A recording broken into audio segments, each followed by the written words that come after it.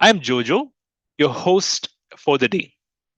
This event is brought to you by Jeevan Jala Seva Samiti, a community initiative dedicated to walking alongside families with hope, wisdom, and support.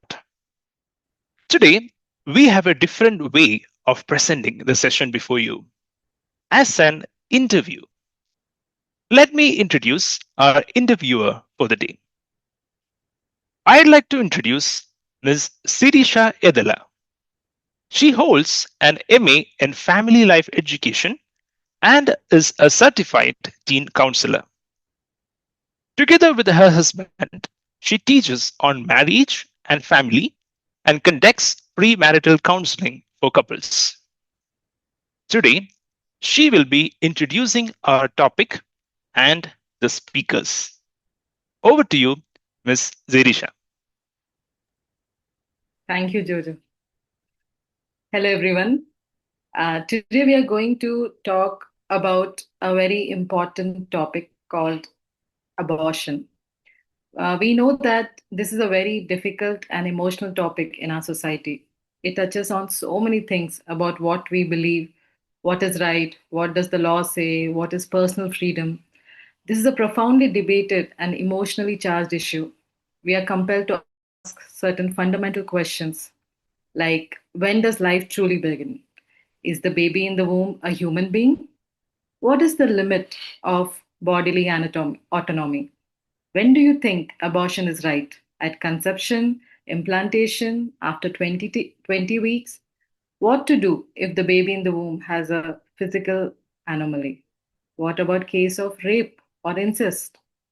We understand that for most people, this isn't just a political argument. It's about deep personal beliefs and hard decisions. But for now, let's try to put the strong opinions aside for a moment and try to understand the many sides of abortion. I hope you leave this talk with a better and more complete understanding of this complex issue. And to understand that, we have invited a very important couple, Dr. Sunil Abraham Ninan and Dr. Shanti Mary George. Welcome to both of you. Dr. Sunil did his MBBS, MD in pediatrics, and senior residency all from All India Institute of Medical Sciences, New Delhi. He did MRCPCH from London in 2001. Thereafter, he worked in Kerala as a senior consultant pediatrician and neonatologist.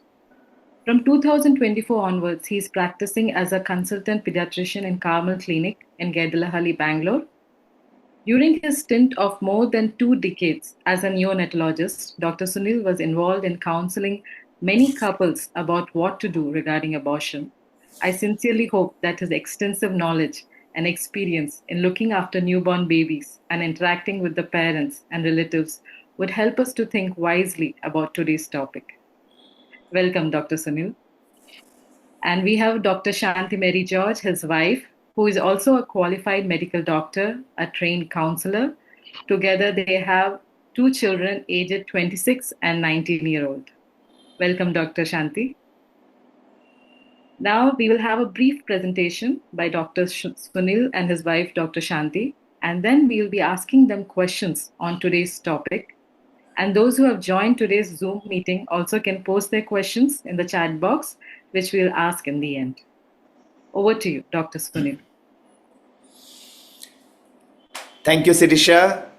And I also hope that the people will be helped through today's meeting, that will be realized. So let me start by saying,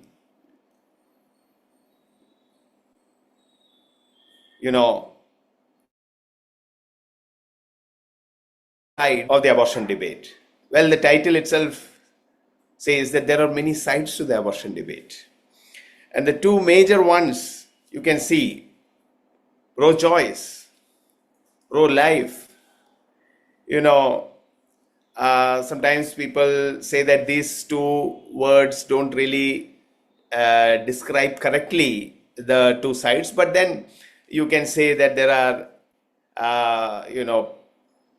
pro-abortion people or anti-abortion people, so there are many sides to it. It's a complex issue, and we really need to, on this Saturday morning, I invite you all to listen carefully, think about this. You must have thought about it earlier also, but it's let's delve into it.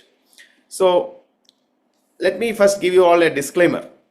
It's a very sensitive topic. I am speaking as an individual citizen who has medical knowledge and who has a lot of experience, but I am not speaking here as a member of Indian Academy of Pediatrics. I'm not representing IAP. I'm not representing Indian Medical Association. So you can listen to this as the views and understanding of a person who is pretty much involved in this, and I'm giving you food for thought. Well, let's start by defining what's abortion. Abortion is the termination of pregnancy before the fetus can survive outside the uterus. And let me tell you, most of the things in neonatology and pediatrics are, you guys, you would be thinking in terms of months. As you say, the baby is born at 9 months, but we talk in terms of 40 weeks. 40 weeks is the time when the babies, around which the babies are supposed to be born. So any baby before 20 weeks is not considered viable now.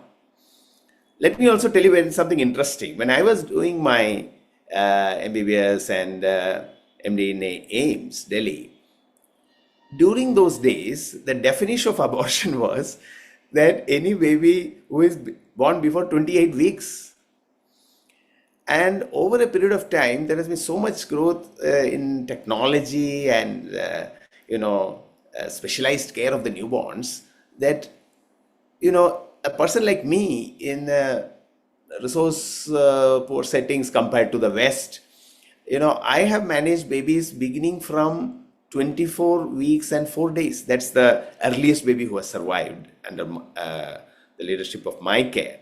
But, and so by the definitions of the 90s, I have managed quite a lot of babies who have been so-called aborted. So what is the definition of abortion? Abortion is the termination of pregnancy before the fetus can survive outside the uterus. Now, abortion actually can occur spontaneously, and then it's commonly known as miscarriage, or it can be induced intentionally. So today I'm not going to talk about miscarriages that occur spontaneously. We are talking about the induced intentional abortions. Now, legally and medically, this abortion is referred to as MTP, medical termination of pregnancy. Yeah. So there are two main types of induced abortions. One is medical abortion. What is medical abortion? In the early pregnancy, say 6 weeks, 10 weeks, 1.5 months, 2 months. At that time, woman can take certain pills, medicines, which can cause the baby, the inside or the fetus inside to come out, and that's medical abortion. But later in the pregnancy, these medicines are not enough, so the fetus can be brought out surgically. So these are the two main types of abortions. Let me tell you a stunning data. This is taken from Worldometer. Actually, Worldometer is a group which became famous during the COVID times, giving real-time COVID data. So 2024 world data from Worldometer says, world over, there were around 45 million abortions, which means 4.5 crore, if we have to talk in crores, 45 million abortions in 2024. Now, compare that to communicable diseases, which is infectious diseases. 12.9 million. People dying of cancer, around 8 million. People dying of smoking, around 5 million. And people dying of traffic accidents, 1.35 million. So we would certainly, get an idea that we are talking of something which is a very, very, very, very common thing. Now, if you add up communicable diseases, cancer, smoking, and traffic accidents, still it will be around 27 million. It will be less than the total number of abortions worldwide. Now, let me try to state as in an unbiased form as possible both sides of the argument. So, the sum of following. Number one, the woman says, "This is my body, this is my choice. Let no one tell me what I should do with what is inside me. My body, my choice." Now, certain abortions are done because of rape. So, in the case of rape, it would be lacking in compassion to deny the woman the right to an abortion. They also argue that, you see, sometimes the woman might be too young or may have work or family commitments, which would make bringing up a child difficult or impossible. A few more arguments on the pro-choice side. They argue that, okay, the embryo or fetus is human, but that fetus does not have the same rights as the mother. So mother is the developed person, and that mother's rights is over and above the embryo or the fetus. And the fifth point is that the quality of life of the unborn child or the woman's existing children can be adversely affected by the birth if the baby comes very early. Imagine a mother has two children, and the third child is born soon after. So the quality of life of the women's existing children can also be affected. Or if the baby has some kind of anomalies or example Down syndrome or something, quality of life of that child is affected if the baby is given birth. Now, one of the other main arguments from the people who are pro-choice is, see, if a country bans abortion, then abortion would become illegal, and then many women would anyway get abortion done. So then they would go to some local people who would not use sterile techniques and all of those things. And actually, that there is an element of truth in that, because when people get abortions done in all these unregistered clinics and all of those things, they can develop sepsis, and some of them even. What are the arguments of the pro-life people or pro-birth people, or you can even say anti-abortion people? Their argument is, come on, life begins at conception. So if life begins at conception, taking out the baby, or they call it the fetus as baby, is morally wrong. They also say that, agreed, the mother has rights, but every human being, including an embryo or fetus, has a right to live and to reach to their potential. They also say that, okay, if there is some handicap or there is some other after rape and everything, abortion is not the only way of dealing with the issue. There are alternatives to abortion. So these babies can be brought to term, and then they can be adopted. There are so many childless couples and so many people who want to adopt. And so this unborn child is denied the choice. what has that unborn child done? This is what the pro-life people say. And they also argue that abortion destroys human life and makes life appear cheap and disposable. This affects the quality and value of life. People born with disabilities, many people think, oh, there is some disability, so the baby cannot be, brought to birth. No. Who have led pretty full and happy lives and who have been a blessing to the society. So we can see the arguments, both the sides, and that is what makes this thing complex. So when I look at the arguments of both the sides, I feel one of the main issues which we have to resolve is, when does life begin?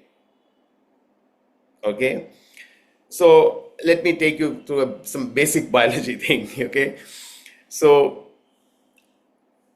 we all know that when a sperm meets the egg and there is something called fertilization and a zygote is formed initially, this zygote is, in the uterus, it is implanted.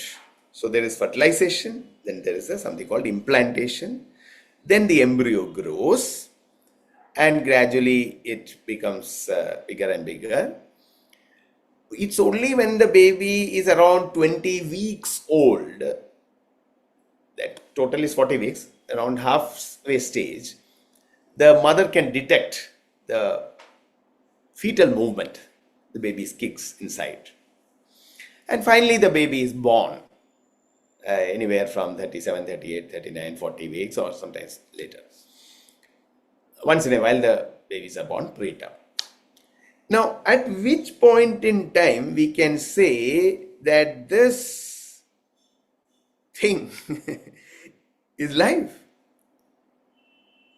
So does life begin at the stage of zygote, or when it is implanted, or it is at the early embryo stage, or at the time of quickening when the baby starts moving, or when the baby finally comes out? Well, we are now in a much better place because of a lot of advancements in science. So people have found out that the zygote contains a complete set of human DNA, which is neither same as father nor as mother. Very, very important point. So here we have something which is very distinct. We cannot say this is the father. We cannot say this is the mother. This is something new. And this genetic identity established at conception remains constant throughout life. So a person like me, let me take my example. When I would have been at zygote stage, my DNA identity, and my present thing is the same. It's the same DNA. So that's very, very interesting point. Point number one. Well, point number two is, now we have all these instruments, Doppler and everything, that by 4 weeks, or maybe 5 to 6 weeks. So a woman misses her period. That's when she thinks that, oh, I might be pregnant. And then after a few days, they do pregnancy test, and then usually you do an ultrasound at 6 weeks. You can detect the fetal heartbeat. Duk, duk, duk. And by 8 weeks, and maybe you can say up to 10, 12 weeks, all major organs are present. Very, very interesting. So can we say that something has life if heart is beating? Number 3, this early embryo stage, from the single cell zygote stage, meets the scientific criteria of life. See, when do we say that something has life? Okay, we say something has life if it grows and it metabolizes and something responds to its environment and it is organized at the cellular level. So if something has all of this is the criteria for life. And the embryo from the single cell zygote stage, it grows, metabolizes, and organizes at the cellular level. This responding to environment. There are different, views on this matter.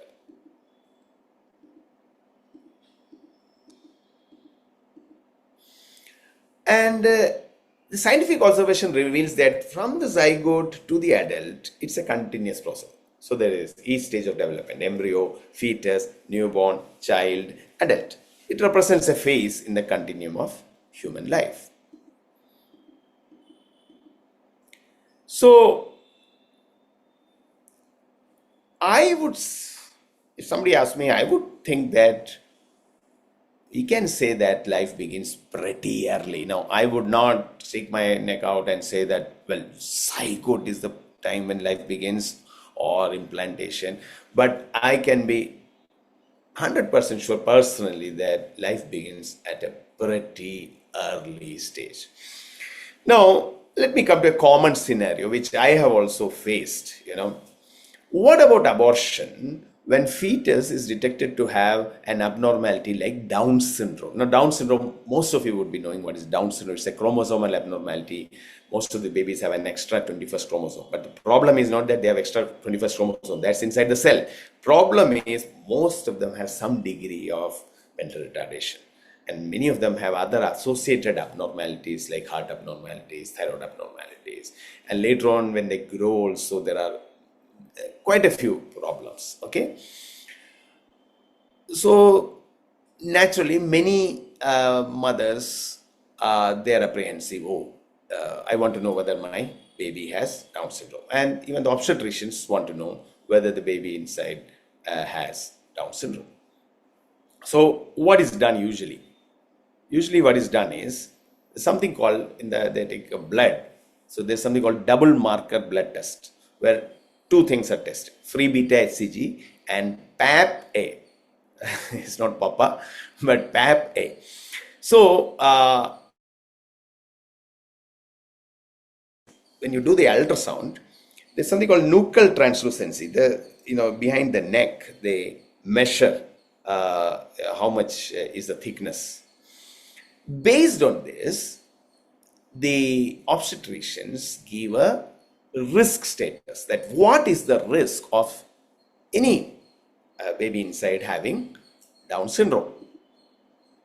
By the way, the false positive, 5% of this double marker test is false positive. That means there is no problem, but they will suggest that this baby has a Down syndrome. Now, the usual procedure is, if double marker test and all is positive, they won't straight away advise abortion, but they would do a confirmatory chorionic villus sampling, CVS, in the early pregnancy. Or if the pregnancy is little later and the lady comes to the obstetrician maybe little later, maybe at 3 months or something, then they will do amniocentesis. There's a small risk of inducing miscarriage also while doing amniocentesis. And they do this and they check the chromosomes, whether there is this extra 21st chromosome or not. And nowadays there is something called NIPT, where the blood is taken and non-invasive prenatal testing, and they try to look for the extra chromosome or some other chromosomal abnormalities, trisomy 18, trisomy 13, etc.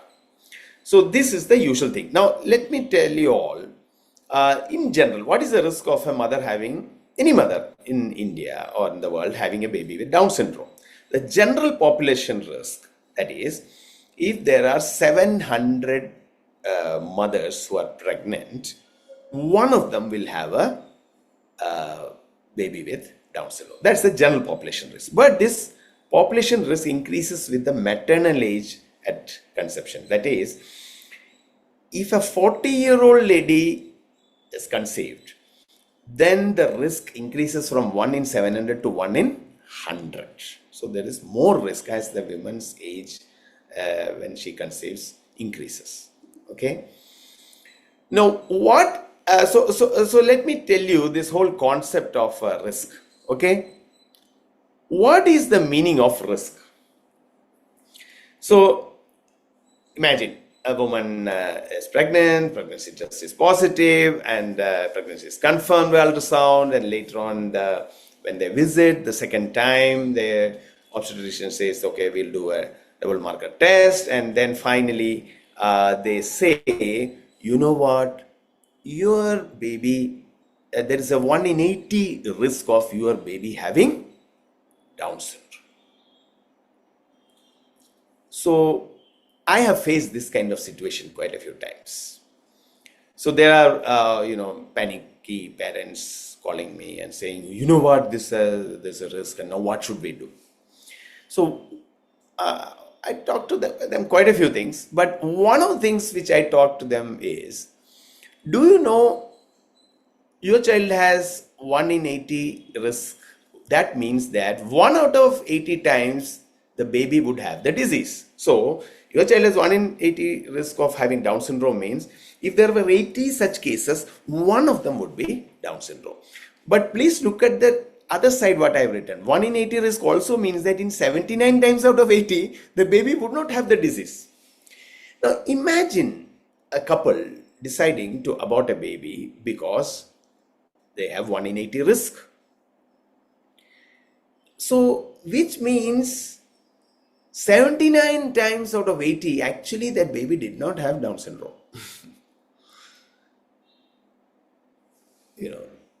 It's like people are playing it safe kind,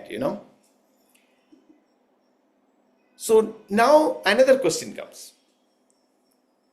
Okay, Down syndrome. But what about case of multiple congenital anomalies? So that's a very serious thing. They have not only, and I have seen some babies like this, they have esophageal atresia, they have heart abnormalities, they have brain abnormalities, and it's a very sad situation. And we very well know that babies will not survive too many months, or maybe they may die immediately, or they may, maybe for a year or so. It's very difficult situations, actually, very sad situations. So what should we do? So if we realize that this is that case, should we abort such a case? So I would come to that, what to do in that. But so now there are certain laws which government has made.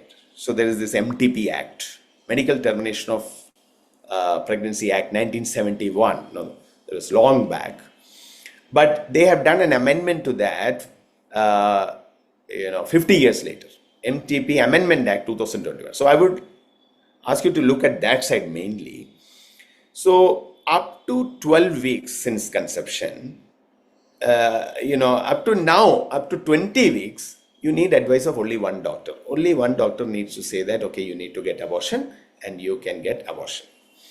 And one point which I would like all of you to know is, in the MTP Act, Indian MTP Act, one of the reasons why anybody can ask for an abortion is failure of contraception.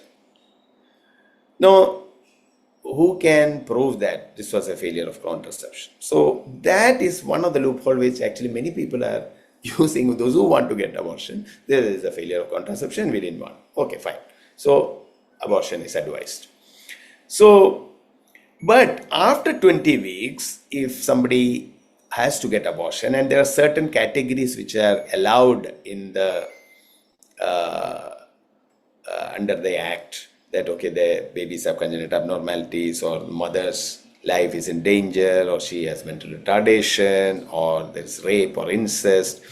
So on but still, if it's about 20 weeks, the advice of 2 doctors are required. And after 24 weeks, the state medical board has to meet, and they have to rule on that. So once in a while, you will see some news coming in the paper, in the newspaper, that about, such and such a thing happened, and then they approach the court and all these things. Yeah.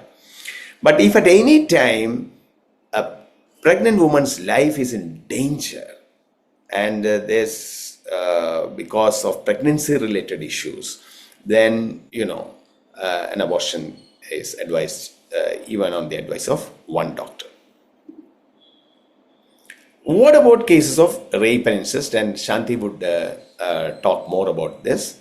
So I would tell you, just kind of inform you, how is this abortion done, surgical abortion?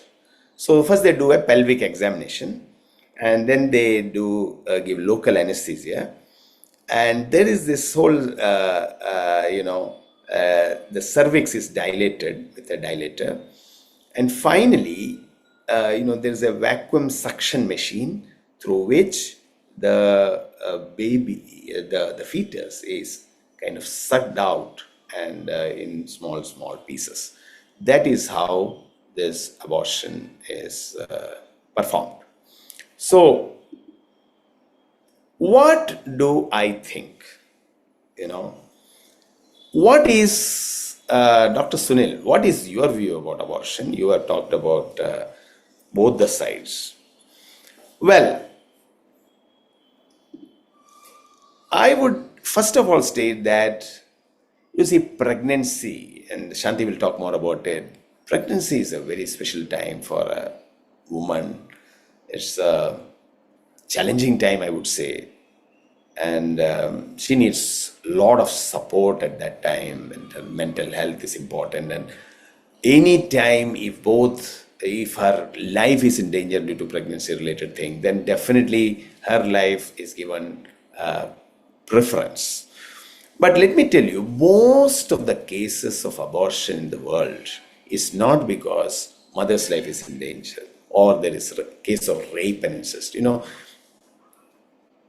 The data, especially we have a lot of data from the US, the data shows that most of the abortions are because the baby was born at a time when they don't want the baby to come, or for some social reason or some economic reason. They say we don't have that much money, or there is. So these are the reasons why.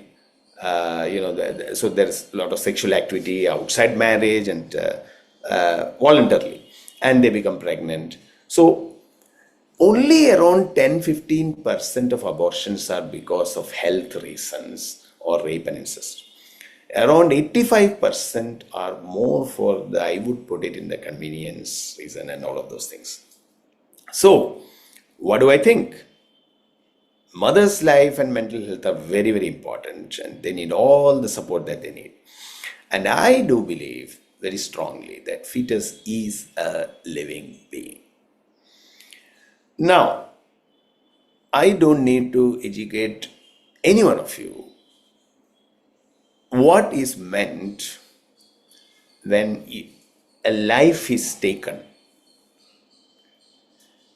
See, when life is taken, what is the implication of that? Especially when that fetus is helpless, and fetus can't do anything, is totally at our mercy, but that fetus is a living being. And let me tell you something very, very interesting. I am a Malayali, although I was born and brought up in Madhya Pradesh, then I was in Delhi later. But in Malayalam, one of the words for abortion is Bhruna Hatya. Bhruna Hatya. Hatya means murder or killing. So, well, that's food for thought, okay? Delhi days, the 90s, there would be a woman who would say and come and say in Hindi, Doctor Sahab, safai karwana hai. Safai, you clean. Safai means clean. You clean impurities. Well, I don't know how many of you hearing me think that the fetus is something to be cleaned up. So, language also matters, I believe. Now, I would say that while there are some people who pontificate that, even if the baby has multiple congenital anomalies, even if the baby is born out of rape and incest, we must bring the baby to delivery and they must deliver because otherwise it is murder, it is that. Well, It's one thing for people who are well off and everything and sitting inside cozy AC rooms to say these things. But let's think from the other side, what they undergo. Don't they require lot of support, lot of help, including economic help, including social help? And Shanti will be talking a little bit about that also. So I would think that there is a lot of role of the community. It's just not individuals. Now we are becoming more and more an individual society, but a whole community. In fact, community can act in the wrong way also. That's the problem with rape and incest, that community is one way, they hush everything. But another supportive community should be there who would support both the mother and the child. Well, and lastly, I would say human beings have to take responsibility for their sexual behavior. I mean, they cannot, I believe, play around and then get pregnant and then come to a place, oh, what should I do? What should I do? Responsible sexual behavior, I believe, is finally the solution. But I agree, despite all the responsible sexual behavior, there will be problems like multiple congenital anomalies and sometimes rape, incest, etc. But those are, as I told you, as a pretty small proportion of the total number of abortions which are happening. So thank you very much, and I would hand over this time to Shanti. Shanti would be speaking about, what does it mean to be a mother? She herself is a mother of two children, and eldest is 26, and she's a doctor and she's counseling so many people. So over to you, Shanti. Thank you, Dr. Sunil. So without too much of introduction, I would go further. Like, I'm a mother of two children. They are adults now, and it has been a joy bringing them up.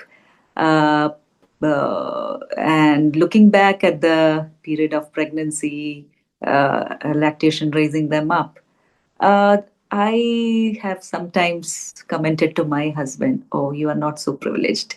You're not so privileged to carry the baby in your womb, feel the movements of the baby in your womb. You're not so privileged.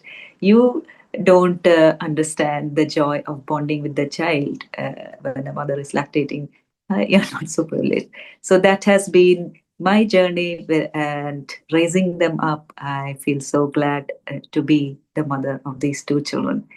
And like Dr. Sunil was saying, there are so many reasons why the abortions are done. And there's one important topic which actually comes as a big question in many of our minds. It has come up in my mind as well. And the big question is, what about rape? What about incest? So that's something I would like to talk about. Now, pregnancies due to rapes. A survey has been done, research has been done, especially in the US, and it has been found out that the pregnancies connected to rape have been around 5% of the total pregnancies. And I need not mention the level of psychological disturbances a woman can go through when she's raped. She suffers shame and humiliation, anger, anxiety, guilt, desire for revenge, fear, disbelief, depression. This is a wide range of psychological, psychiatric disturbances. And definitely, there would be the woman or the young lady or the young girl can face a lot of gynecological problems, the gynecological trauma, then the risk of sexually transmitted diseases. And to top it all, there could be social consequences, there could be social stigma. The girl or the woman could be blamed, she would be shamed, and she could, it is because of you, you were not dressing properly, that is why you got raped. It's all your fault, you went to an isolated place at a dark hour, that is why you got raped. So all the blame can fall on the girl. or the woman, the society can do that. She can be blamed, she can be shamed, she can be excluded from communities because there's so much of social stigma attached to it. In some communities, women are seen as evil, guilty partners. Uh, and and very sadly, sometimes women, once they are raped, they are rejected by their husbands. It is very sad. So there are a lot of social stigma attached to the woman and also to the child who is born out of rape. Yeah. So I would like to mention something about the Tutsi genocide in 1994. It was it was actually 1 million people died in that. There was intertribal rivalry between two tribes in a country called Rwanda in Africa, between Hutu and Tutsi tribes. And the Hutu tribes attacked the Tutsi tribes, and around 1 million Tutsi people were killed. And this conflict between these two tribes lasted for around 100 days, from 7th April to 19th July in 1994.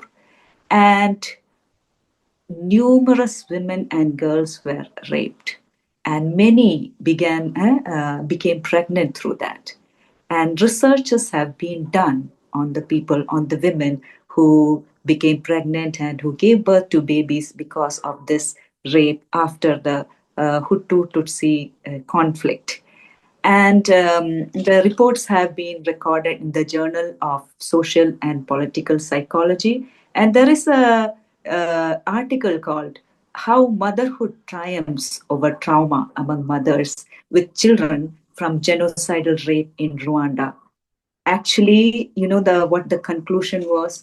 The conclusion is just amazing. It is just opposite to what we might think. The question which comes to our mind is: isn't the child a constant reminder of the trauma the mother faced? Isn't the child a constant reminder of the man who inflicted so much of agony and humiliation upon the mother? But the results, the conclusions through this survey and research that came out was totally different. And what the conclusion was motherhood played a positive healing role for many women, often providing a reason to live again after the genocide. Actually, and there was something culturally relevant amongst those tribes, in the sense of, the mothers of they were the primary victims of the genocidal rape. And so they were also, blamed, especially by the people from the Hutu tribe, how they will come and blame the mothers and say, you are pointing out who the father is and sending the father to jail.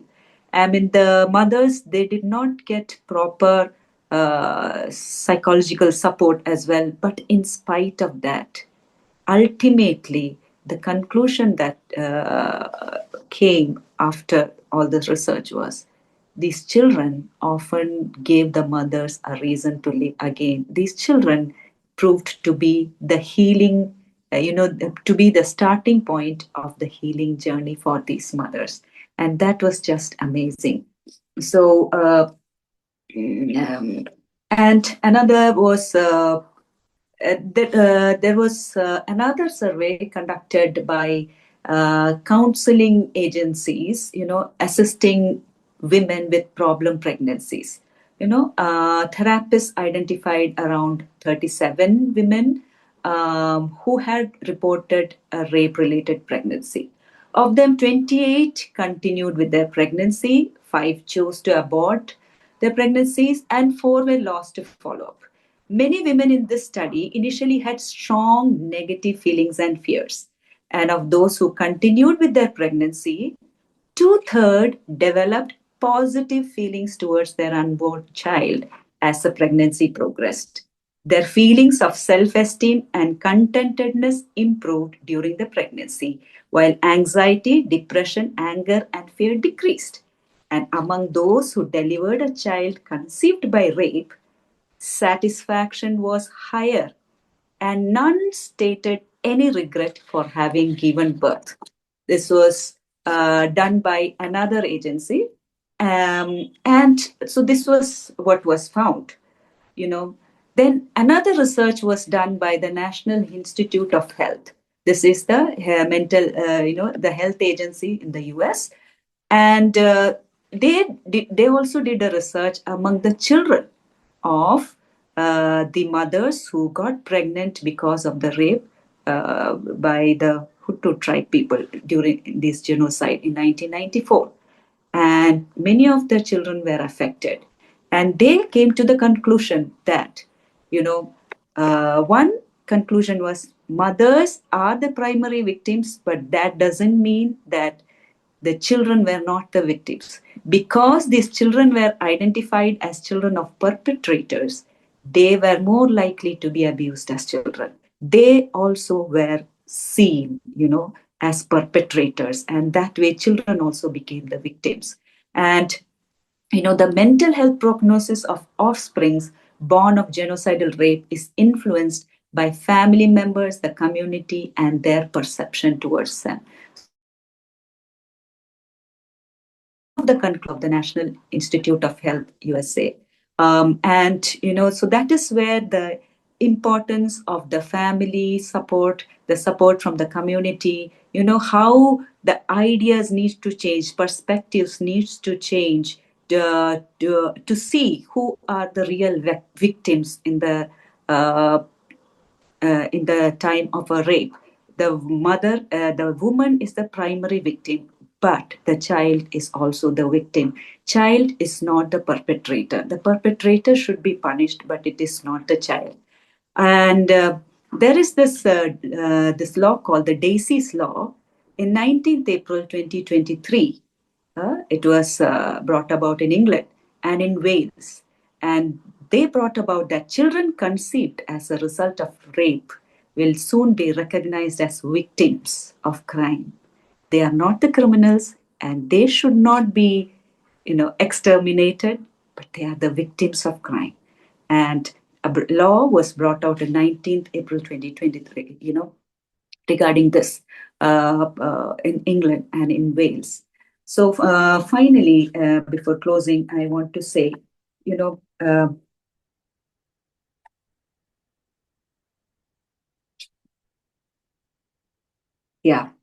I want to conclude that child is as much a victim of rape as the mother is. Okay. And secondly, child is the, before that, people conceived from rape are not products. We just heard about, Safai and all. They are not products. They are people. They may be conceived from rape, but they are not products. And the stigma that is there in many of our minds, especially in our Indian culture, there is a lot of stigma attached to rape. And even the woman is blamed and the children are also, not considered. So we need to understand that people conceived from rape are not products.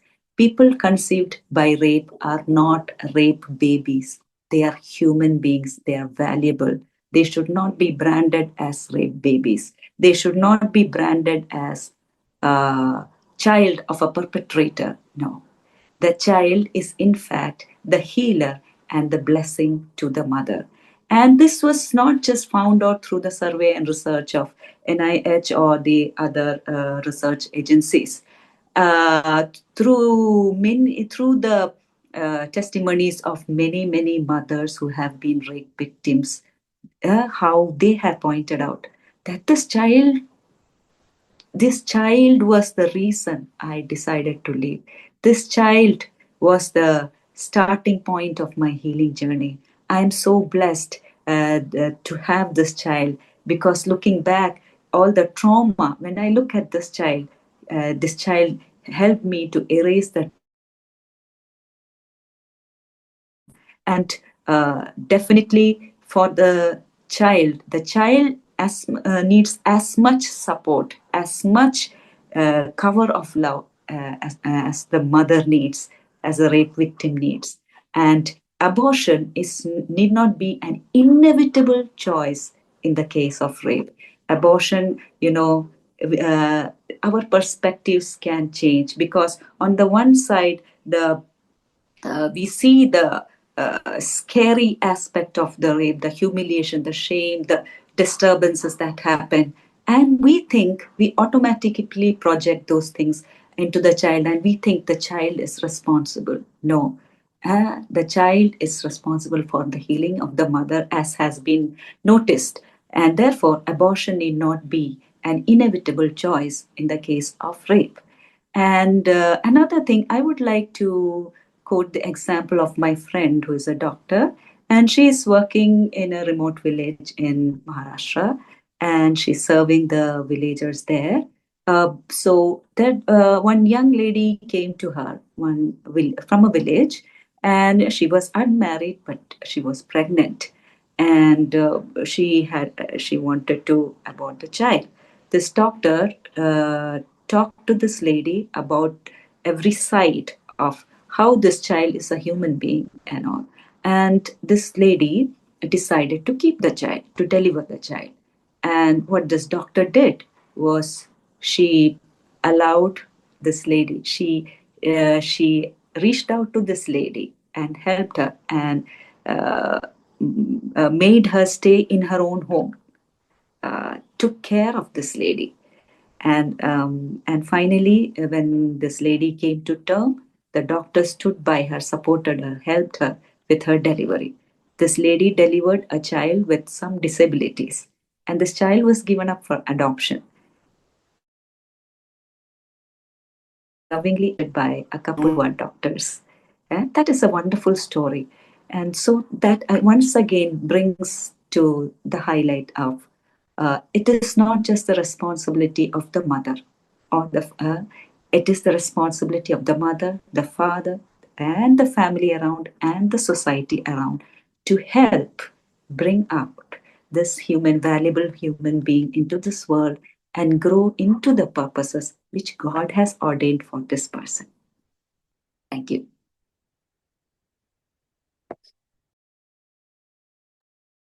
Thank you, Dr. Shanti and Dr. Sunil, for what you both have explained to us. Now is the time for questions. If anyone has questions, they can put in the chat box. So, meanwhile, I just want to ask some questions about abortion, which are not generally asked. There's one a bunch of cells. It does not have feelings or emotions. Do we really have to fight for it? A woman's life, a woman's body is more important. What would you say to that, Dr. Sunil? Well, those who have seen my presentation, I did not talk too much about feelings as such.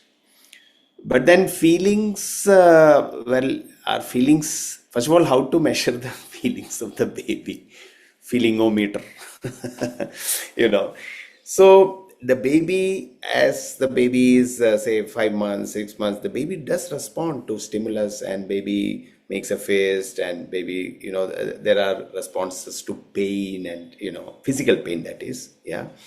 So, there are those kinds of studies which are there. But I would like to say a more fundamental thing right now. And that is why I've talked about, is the fetus a bunch of cells?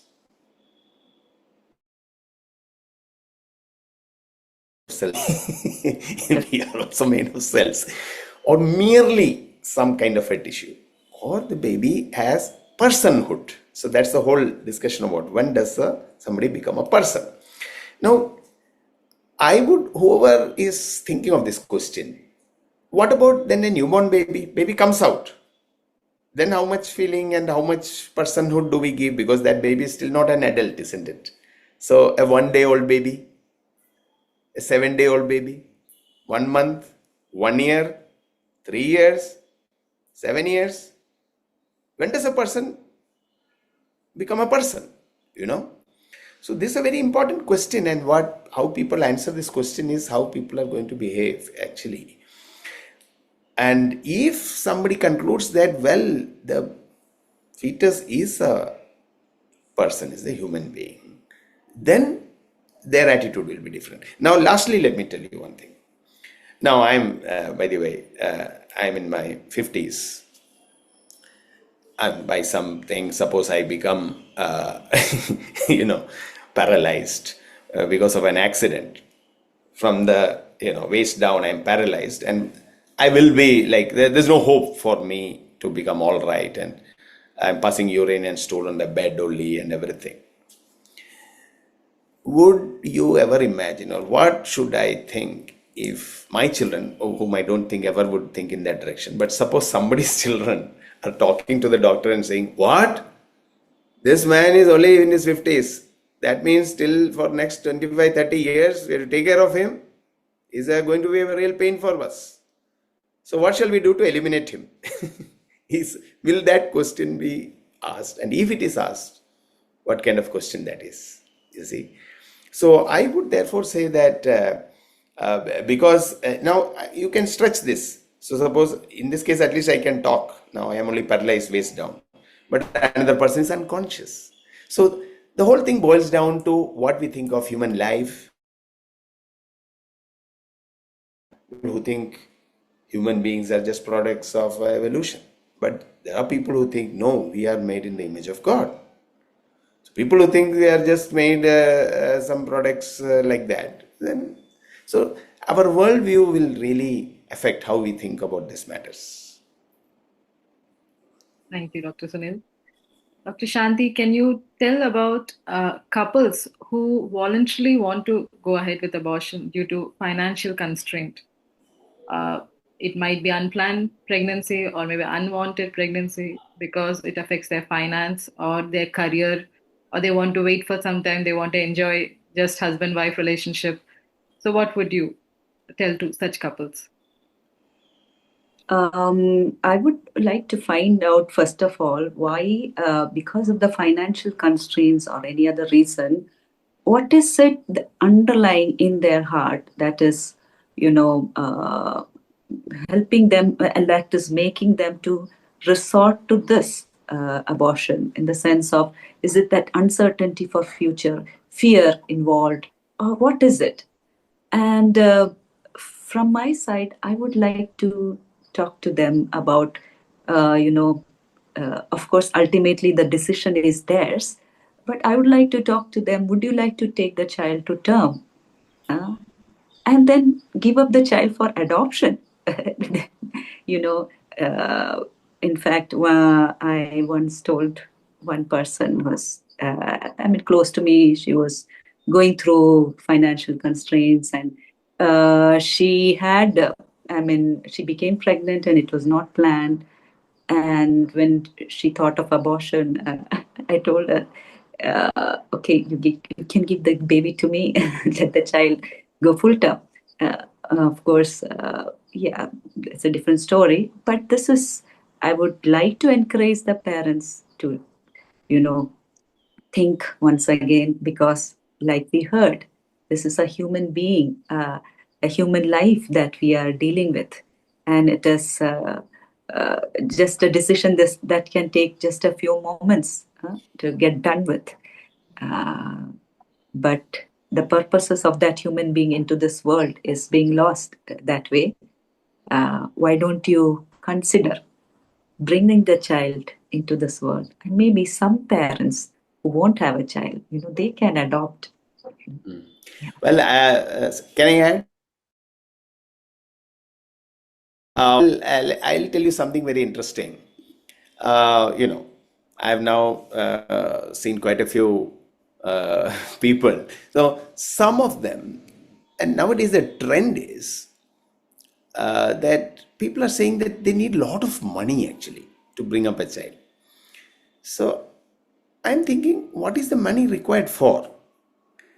I agree that if you want the baby to be born in a big corporate hospital, a lot of money is required. Then you want to put that baby in a big private international school, you need money.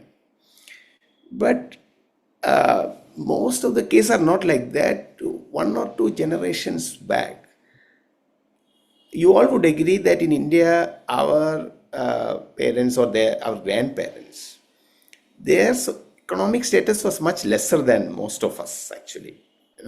Most of us. But they had many more children. So that's something to be considered, that how come they have this. And I can give you an example of a young couple whom, were pretty close to me. So I could talk to them some 2-3 years of their marriage, they were not having a child. So I asked, are you not having a child because you are not desiring, or you are desiring but not having? What's the issue? And they told me something which surprised me. My uncle, we want to be more economically stable before we have this child. And this guy was an IT guy, was earning, I didn't know his exact earning, but definitely it is more than 1 lakh. His wife was teaching in engineering college. And I actually asked him, you want to feed gold to your baby? What's the problem? So, economic. Now, I don't want to rubbish all the things. There may be few people with genuine economic, genuine. And the family should pitch in, the community should pitch in, the social NGOs should pitch in, the religious communities and all should not be there just to preach. Here we should be there to support. Here is a person who, because he is having so much economic problem, so he needs help. Government should step in. I mean, so we cannot just put all the thing in one person. So I think that aspect should also be thought about. In fact, the person I said, the person who's close to me is from a lower socioeconomic background, and we tried to convince by saying we will try to pay for your hospital bills even after the child is born. We will try, all that. Yeah, but ultimately it was their decision, and they didn't go ahead with that. Yeah. Yes. One more question is, there are cases where normally if there's a physical anomaly, then the doctors suggest for abortion. Or there are cases where if the second child is conceived immediately after the first child, within 1 year, sometimes doctors suggest for the health of the woman to go ahead with abortion. So what would you say to that, Dr. Sunil? Into neonatology but mostly these are dealt with by the obstetricians. They would just ask the pediatrics opinion. So the main person would be the obstetrician who would be talking. So I would say that it's a very complex situation. First of all, let's not make it simplistic. Very, very problematic situation. What should be done? How to deal with this issue? Again, at the risk of repetition, I'll come back to the whole thing as whether this 20 weeks thing is human being and life or a thing. Because we would not ask the same question if our own father is having cancer. Will we tell the doctor, give some potassium chloride to my father? Potassium chloride means in the sense, kill him, basically. We won't say that. Now, people do say, when we talk like this, people say, we have attachment to our father, we have been with him, we are connected, but we are not connected with this person. Well, we may not be connected with some person, and doesn't mean that we have the right to take their life. So, finally, it boils down to, according to me, I would say, first of all, it's a complex situation, and I won't really... If somebody asks me what should I consider, well, spina bifida, let me tell you, is a very bad disease. The baby, most of the babies who have spina bifida, they are paralyzed from both the legs. Then their urine stool, and also most of them don't have control. So here is a person whom you will have to carry. But there are examples of people who later on, maybe not from birth, but later on also, those who have had hydrocephalus. I know of a neurosurgeon who has had hydrocephalus. I know of a person called Johnny who was at a very young age paralyzed and who has been a source of strength for so many people. So, what course of action should the family consider? The family has to finally decide. What would I tell them? I would certainly not advise that you go ahead with abortion. Okay, but I would say whichever religious organization, social organization, neighbors, family, friends, they should all pitch in. The problem is we are all alone most of the times, and that is where I feel in the olden days, not everything was good. I'm not even trying to, the good old days. No. Old days also many problems were there. But something good about the 2-3 generations back was there was more community support. And that is why they have 7, 8, 10 children. Out of that, one is mentally retarded, one has some other problem, but they are all brought up together. But now we are living in a flat, I'm in Bangalore now. So one flat, father, mother, finished. So it becomes very difficult and very, very difficult situation, I must say. But if taking life, if the baby inside has life, which I believe, then already something gadbad has happened. There's a disease. That person has to decide. And I am of the view that each person has a God-given choice. In that sense, I am pro-choice. In that sense, although if somebody asks me, in that sense, I am pro-choice in the sense God has given the choice. But we have to use that choice well. And use that choice not only with our point in view, and mother, taking care of a ailing father with Alzheimer's or with severe Parkinsonism, bedridden, is a severely draining thing for the children. Then what we should do? That's also difficult. Well, lovingly, whatever we can, we should do, and we should help others to help. That's all I can say right now. Thank you, Dr. Sunil. Dr. Shanti, can you tell us what happens to a woman when she goes through abortion? Does it affect her mentally and physically? If you can elaborate on that.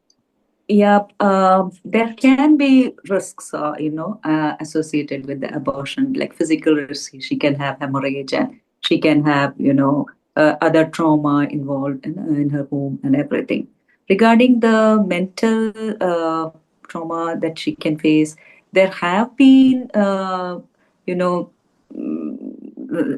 states where, we see women and even men, okay, even the fathers going through guilt and depression and anxiety and all those things. But over a period of time, the researchers that have been conducted over it, they don't really give a proper evidence that this could be true or not. It has been seen that women have gone through guilt or depression or anxiety and all, and even men have gone through that after aborting their child. But if you ask me what are the statistics, what are the researchers, it has not been fully that way proven with statistics or with evidence. Therefore, can't properly comment on that. Yeah. But definitely there can be risks involved in surgical abortion for the woman. Thank you, Dr. Shanti. Dr. Sunil, regarding IVF, they say about the discarded cells. What would be your response to that? Yes, that's actually, let me inform people just using this question. Many people think IVF equal to test tube baby, and they imagine one test tube. They put one sperm, they put one egg, and here comes the zygote. And I say things are not as simple, because if you implant one embryo,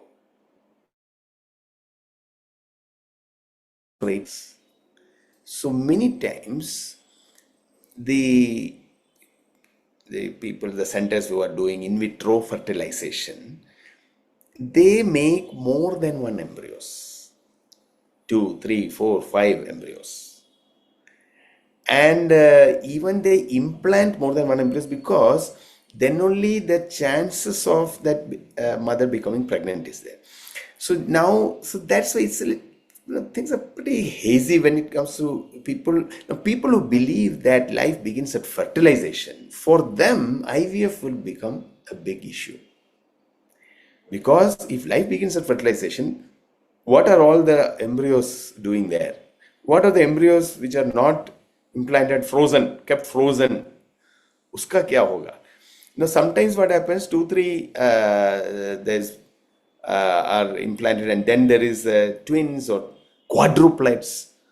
And then sometimes there's something called fetal reduction which has to be done. That means one baby, basically you use words like reduction. Basically it is you have to eliminate that one baby by injecting something.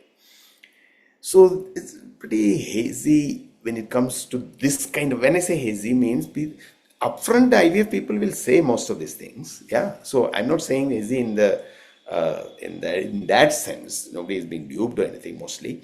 But most people do not know what's happening, you see. But those who really know it, for them, and especially if they think that life begins at fertilization stage, then it becomes morally pretty problematic. But for rest of them, well, they want to have a baby, and well, they don't want to subject the mother to, because each cycle, because they inject medicine so that more eggs are produced, and there's the harvest of eggs. So the woman also goes through pretty difficult time. Plus, it's pretty expensive.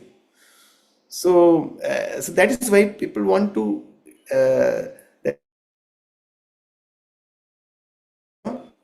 So to increase the chances of success, only these things are done. Thank you, Dr. Sunil. Dr. Shanti, are there any contraceptives which kill babies or make the mother's body weak to conceive later?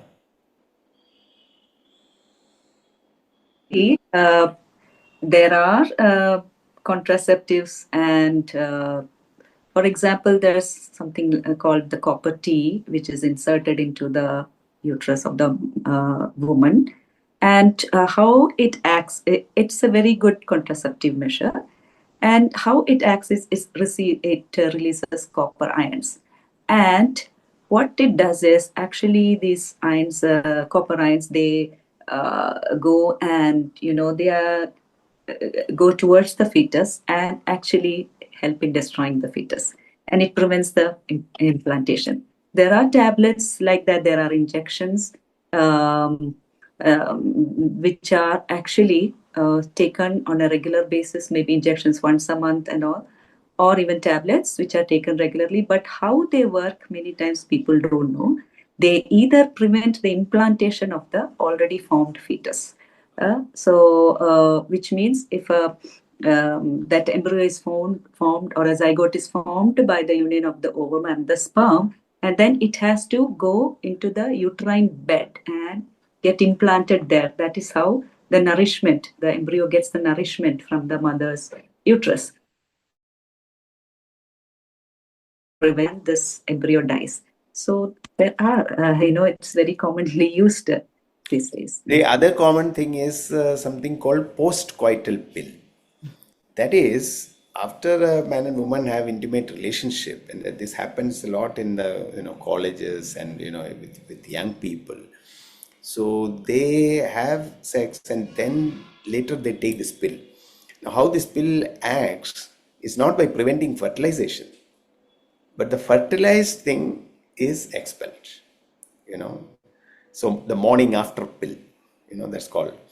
So again, that's why you see the core question is today, if at all those listening today, you would have hopefully got a lot of help. But one main thing which you should think about is, when does life begin? Because if life begins at fertilization, then even these things are an issue. But if you think that's not an issue, then there are other things. So we are here to help you to think better and take better decisions, which will help you and the generations. Thank you, Dr. Sunil. So I think, Dr. Shanti, adoption is a good option if there's an unwanted or unplanned pregnancy in cases like or of rape or incest? I definitely watch for that. Although in India, the government agency is CARA, and we go through that everything. And if there are childless couples who want to adopt, you go through that. But giving over our baby for adoption, that is quite accepted thing in the West and all. But in India, that is yet to catch up. It's not considered very respectable thing to do that way. An unwanted pregnancy, how could you give up your child? Of course, that's the second best option that's available. The best option is for the parents to raise the child as their own. But if that's not possible, then the second best option is to give up the child for adoption, which can be a painful process for the mother also. Thank you so much, Dr. Sunil and Dr. Shanti, for sharing such important information with us. I hope based on what we have heard today, we will make responsible decisions and make responsible choices. Thank you everyone who has joined us today. If you have further questions, you can stay in touch with us through that mail ID which we have shared in the group. And you can watch this in YouTube channel later, which will be uploading on YouTube and sharing the link with you all. Okay then. Thank you everyone for joining us today.